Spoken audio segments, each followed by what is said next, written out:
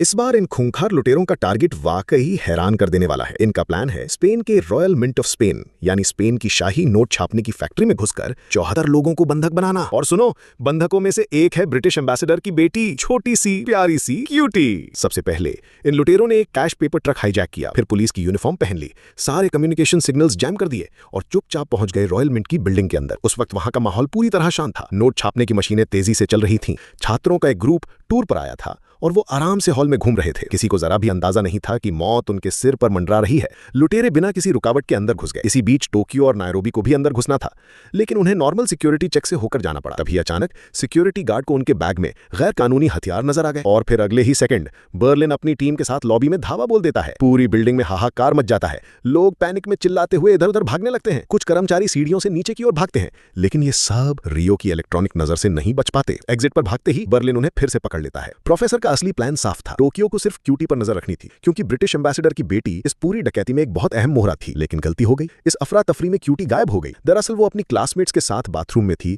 जहां वो असाइनमेंट पर काम कर रहे थे। तभी उसके एक दोस्त ने उसकी प्राइवेट तस्वीरें ऑनलाइन पोस्ट कर दी। क्यूटी गुस्से में चिल्ला पड़ी और बस उस आवाज का पीछा करते हुए टोक्यो उसे ढूंढ लेती है। टोक्यो उसे और उसके बॉयफ्रेंड को पकड़कर लॉबी में ले आती है। इधर बर्लिन पहले से ही बंधकों को शांत कराने में लगा है। उन्हें सांस अंदर बाहर करने के लिए कह रहा है ताकि कोई पैनिक ना करे।